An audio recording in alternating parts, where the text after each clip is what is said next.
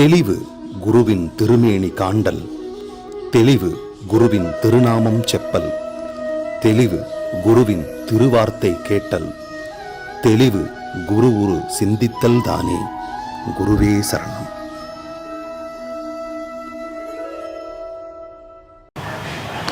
வணக்கம், நான் உங்க ஆத்ம நண்பன் பேசுறேன். பிரம்மஸ்ரீ தவத்திரு திருச்சிட்டம்பல சாது சித்தர் என்னோட குருநாதர் அவர்களோட மலர்பாதங்களை வணங்குறேன். இந்த பதிவில் நம்ம எதை பற்றி பேச போகிறோம் தெரியுங்களா? நிறைய பேருக்கு இருக்கக்கூடிய பெரிய பிரச்சனை, அதை பற்றி தான் பேச போகிறோம். என்ன அப்படின்னா, சார் எனக்கு நைட்டு தூக்கமே வர மாட்டேங்குது, நான் எத்தனை மணிக்கு போய் படுத்தாலும் எனக்கு தூக்கம் வர மாட்டேங்குது.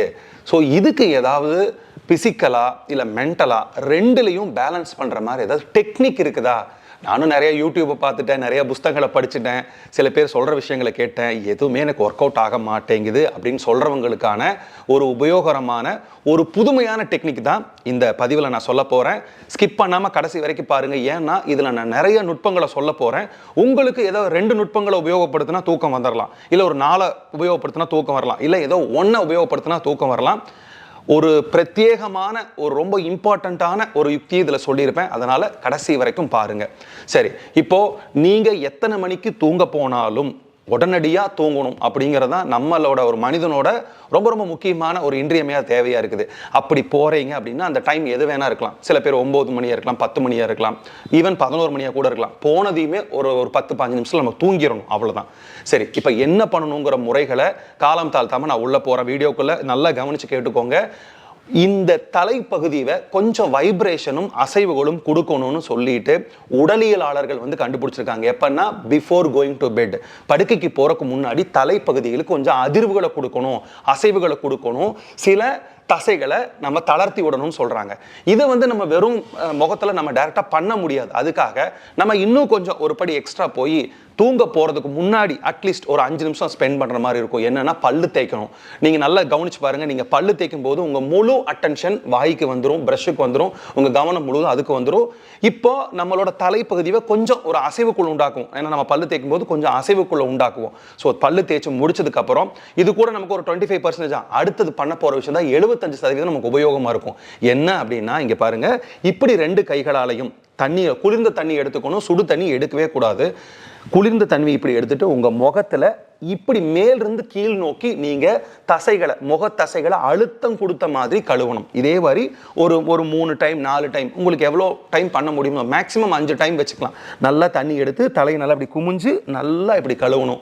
நீங்க இந்த சமயத்தில் என்கிட்ட ஒரு கேள்வி கேட்கலாம், சார் நாங்களே தூங்க போறோம், அப்போ முகத்தை கழுவுனா, அதுவும் சுடுதண்ணி இல்லாமல் ஜில் தண்ணி ஊற்றி கழுவுனா எங்களுக்கு தூக்கம் போயிடும். தயவு செஞ்சு அந்த மாதிரி யாரும் நினைக்காதீங்க. முகத்தில் இருக்கக்கூடிய தசைகளை தூண்டும் போது கண்டிப்பாக நமக்கு தூக்கம் தான் வரும்.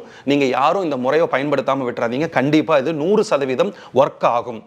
பல்லு தேய்க்கணும், பல்லு தேய்ச்சி வாய்க்கு பொழிச்சு முடிச்சதுக்கப்புறம் இப்படி முகத்தை கழுவணும். இது 2 விஷயம். இந்த 2 விஷயம் பண்ணி முடிச்சதுக்கப்புறம் உங்கள் முகத்தை டவலை வச்சு தேய்க்கக்கூடாது.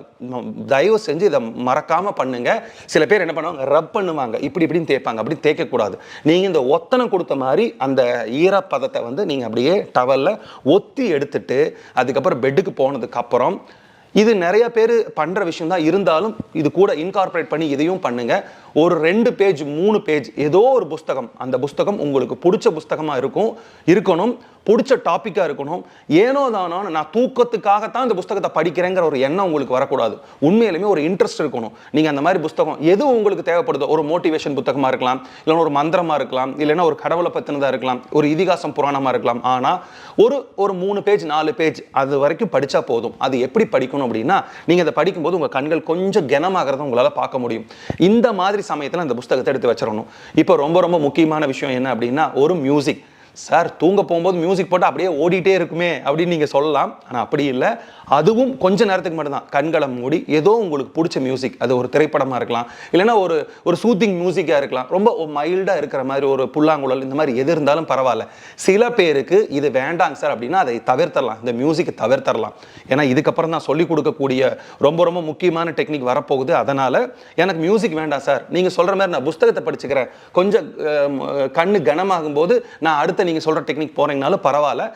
மியூசிக் கேட்குற மாதிரி இருந்தால் ஒரு நிமிஷம் 2 நிமிஷம் அளவாக கேட்டிங்கன்னா போதும். அதுக்கப்புறம் மியூசிக்கை நிறுத்திட்டு நீங்கள் மறுபடியும் வந்து பெட்டுக்கு வரணும்.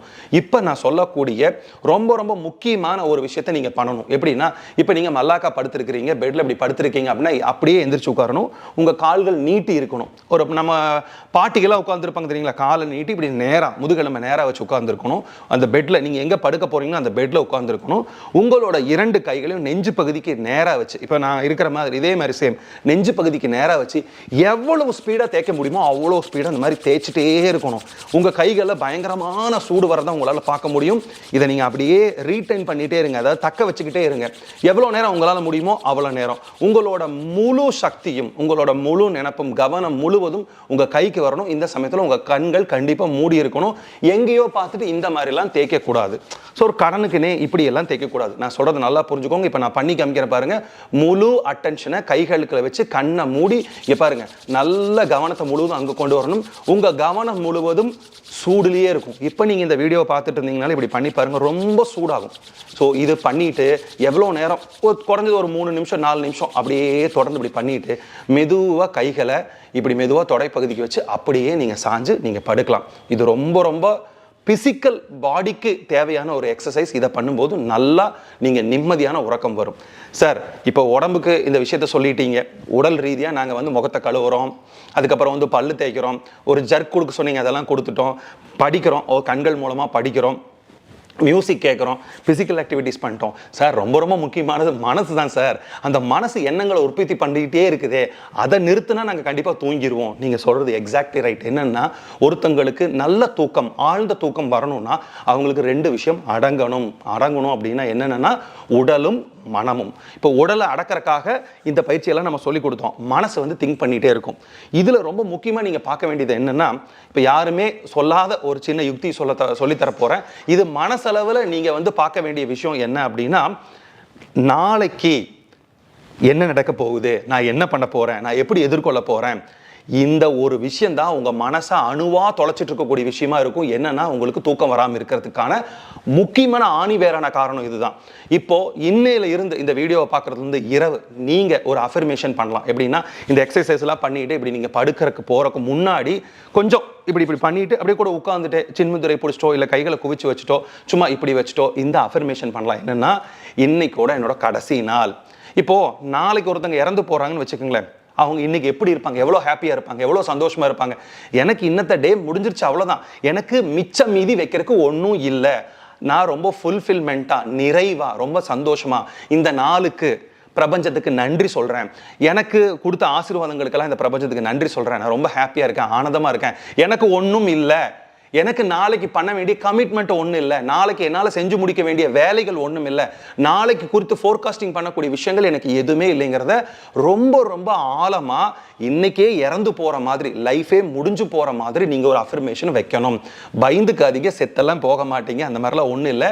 இது நினைவுகளுக்கும் எண்ணங்களுக்கும் நம்ம சாகடிக்கக்கூடிய ஒரு விஷயம், அவ்வளோதான். நம்ம நினைவுகளும் எண்ணங்களையும் புதைக்க போகிறோம், அவ்வளோதான். நம்மளை புதைக்க போகிறது இல்லை.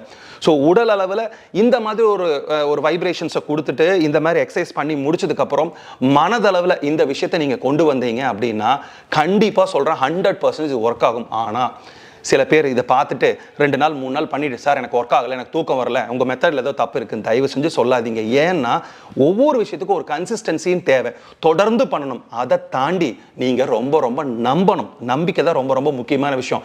நீங்கள் ஒரு சந்தேகத்திலேயே இப்படியெல்லாம் சார் சொல்லியிருக்கார், இதெல்லாம் பண்ணால் தூக்கம் வருமா, இப்படியெல்லாம் நினச்சிக்க சொல்லியிருக்கார், இப்படியெல்லாம் நினச்சா தூக்கம் வருமா, என்னோட எண்ணங்களே வரமாட்டேங்குது, எண்ணங்களே வேற மாதிரி டைவர்ட் பண்ணிக்கிட்டு இருக்குது, இந்த மாதிரி எண்ணங்கள் வரமாட்டேங்குது, வேற மாதிரி எண்ணங்கள் தான் வருது, நான் எப்படி பண்ணுவேன், இது நடக்குமா, இப்படியெல்லாம் வச்சுட்டு நீங்கள் போய் பெட்டில் உட்காந்தீங்கன்னா 100% ஒர்க் ஆகாது. நான் அதை தெளிவாக சொல்லிட்டேன். ஸோ உங்கள் அஃபர்மேஷன் நீங்கள் உருவாக்குங்க, உங்களுக்கு பிடிச்ச மாதிரி உருவாக்குங்க, எப்படி இருந்தாலும் பரவாயில்ல. நான் சொல்லி கொடுத்துருக்கிற இந்த மெத்தட்ஸ் எல்லாம் பண்ணுனீங்க அப்படின்னா கண்டிப்பாக நீங்கள் டீப் ஸ்லீப்புக்கு போக முடியும். இன்னொரு விஷயம் என்ன அப்படின்னா, மனதில் வந்து கண்டிப்பாக பாரங்கள் இருந்தாலும், சுமைகள் இருந்தாலும், உங்களுக்கு கடன் தொல்லைகள் இருந்தாலும், வேறு ஏதாவது எமோஷனல் பிரச்சனைகள் இருந்தாலும், வேறு த்ரெட்டன்ஸ் இருந்தாலும் கண்டிப்பாக தூக்கம் வர்றது கஷ்டம்தான். நான் அதுக்காகத்தான் அந்த மாதிரி மக்களுக்கு தான் ஸ்பெஷலாக இந்த வீடியோ போடுறேன். இந்த மெத்தட்ஸ் எல்லாம் ஃபாலோ பண்ணுங்கள், ஆழ்ந்த தூக்கத்துக்கு போங்க, நிம்மதியாக இருங்க, சந்தோஷமாக இருங்க. இன்னொரு நல்ல சந்தர்ப்பத்தில் உங்களை நான் சந்திக்கிறேன். நன்றி, வணக்கம்.